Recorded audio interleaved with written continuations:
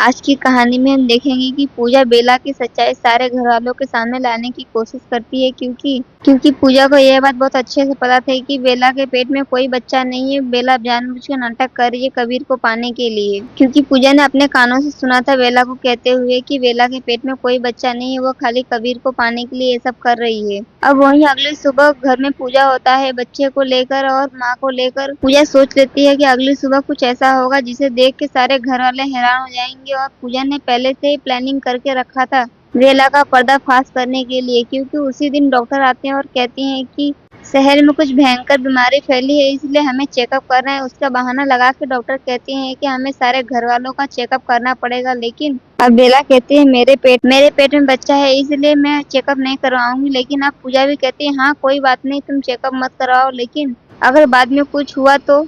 ये सुन के बेला का भाई कहता है तुम्हारे पेट में तो कोई बच्चा नहीं है, तुम चेकअप करवा लो, इससे भी तुम्हें कुछ होने वाला है नहीं। अब ये सोच कर बेला चेकअप करा लेती है। ये देखकर पूजा खुश हो जाती है क्योंकि वो अपने प्लान को कामयाब कर रही थी। अब वहीं अगली सुबह जैसे ही डॉक्टर का कॉल आता है पूजा के फोन पे, लेकिन पूजा कॉल उठा नहीं पाती क्योंकि वो पूजा में व्यस्त होती है। जैसे ही दादी जी कहती हैं कि कोई बच्चे की सलामती के लिए बेला के पास बैठो, तो पूजा कहती है कि हम बैठेंगे, हम बच्चे की सलामती के लिए पूजा जरूर करेंगे कि हमारा बच्चा सलामत रहे। ये सब देखकर बेला बहुत हैरान होती है क्योंकि जो पूजा अब तक उसके खिलाफ थी, अब वो उसके साथ कैसे चल रही है।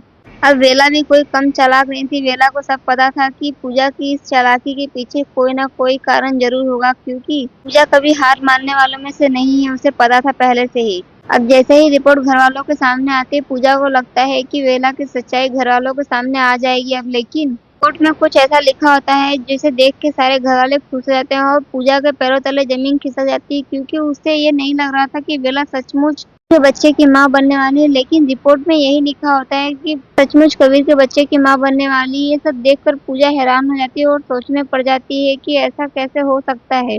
अब गुस्से में पूजा बेला को घर से बाहर निकालने की कोशिश करती है, लेकिन उतने में कबीर बेला का हाथ पकड़ लेता है और कहता है कि पूजा मैं बेला के साथ ही रहना चाहता हूँ, अगर तुम्हें जाना है तो इस घर से जा सकते हो। ये सब देखकर पूजा हैरान हो जाती है और सोचने लगती है कि कबीर ने उसे ऐसा कैसे कह दिया। और अब वहीं दूसरी तरफ पूजा सोच रही थी कि बेला ऐसा कैसे कर सकती है और उसे कैसे पता चला उसके प्लान के बारे में। बेला ने जरूर कुछ न कुछ मिलावट किया होगा और सैंपल में, क्योंकि उसने अपने मुंह से कहा था कि वो प्रेग्नेंट नहीं है, तो फिर अब बच्चा किसका है। अब जैसे ही ब्लड सैंपल लैब में जाता है, बेला का भाई लैब में जाके ब्लड सैंपल को चेंज करता है।